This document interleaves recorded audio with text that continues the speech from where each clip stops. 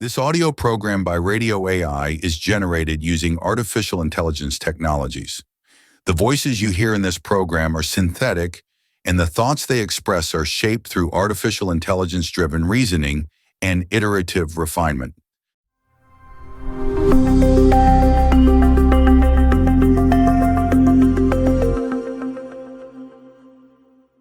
Welcome to Radio AI. Today, we're going to really get into a question that pops up a lot.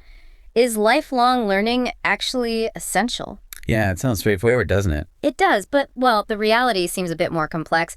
We want to explore what learning even covers here. Exactly. It's not just formal education, like going back for another degree. Right. We're also talking informal learning, teaching yourself something or skills you pick up at work. And that other kind, tacit learning. Tacit learning, yes. Yeah. That's the stuff you gain from experience, from just doing things and reflecting. It's often hard to pin down. Huh. And how important each one is really depends, doesn't it? Absolutely. Depends on your job, your situation, how fast your world is changing, things like that. Okay, so let's unpack that.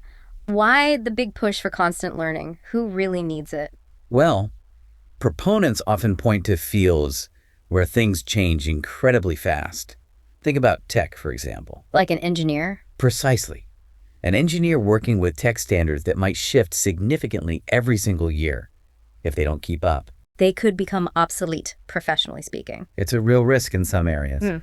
It makes you wonder, how much does the speed of change in your own job dictate how much you need to keep learning? That's a great question. And, well, biologically, are we even cut out for this constant learning thing? Does the science support it? Oh, definitely. There's fascinating research on neuroplasticity. Right, the brain's ability to change. Exactly. It shows our brains can literally rewire themselves, form new connections, adapt all throughout our lives. We're basically built for it. So biologically, yes, but there's a catch. There is. We have to consider access.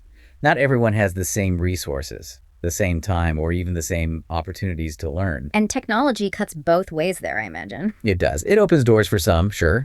But it can also create hurdles, things like needing good internet or just knowing how to use the tools, digital literacy. Makes sense. Okay, but let's look at the other side. Is there an argument that maybe this whole learn constantly thing is, well, maybe overstated sometimes? Yes, absolutely. And that's a really important counterpoint. Think about fields that are very stable. Like a traditional craftsperson. Exactly. A master artisan, maybe, whose techniques haven't changed fundamentally for generations.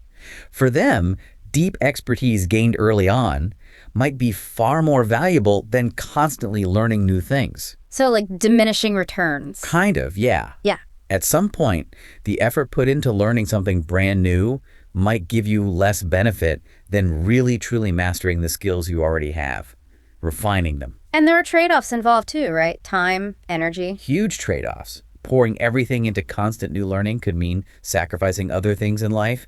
It could even lead to burnout, feeling like you're always chasing the next thing. So that raises a big question for everyone listening. How do you figure out what learning is actually meaningful beyond just, another certificate or course? That really gets to the heart of valuing different kinds of knowledge. It highlights that deep, practical wisdom, the tacit expertise we mentioned. The judgment you get from years of practice. Precisely.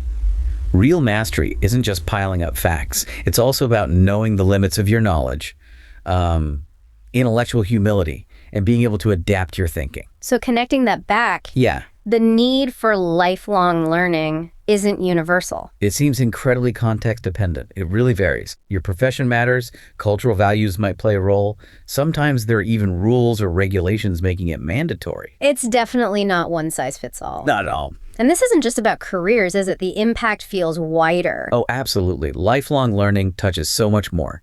Personal growth, how we engage as citizens, how we adapt to big societal shifts. It builds resilience. It really can. It broadens our horizons, enriches our relationships sometimes, just by exposing us to new ideas, new ways of seeing the world. So asking, is it essential, is maybe the wrong starting point. Perhaps. It's less a simple yes, no, and more, dynamic question. It depends on your context, what you aspire to, what gives your life meaning, really. This discussion really makes you pause and think about your own path, doesn't it?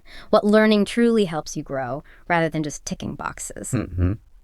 Well, thank you for joining us on Radio AI for this fascinating deep dive. We'd love to hear your own thoughts and reflections, so please feel free to share them in the comments below. Hope to have you with us again on Radio AI. Until next time.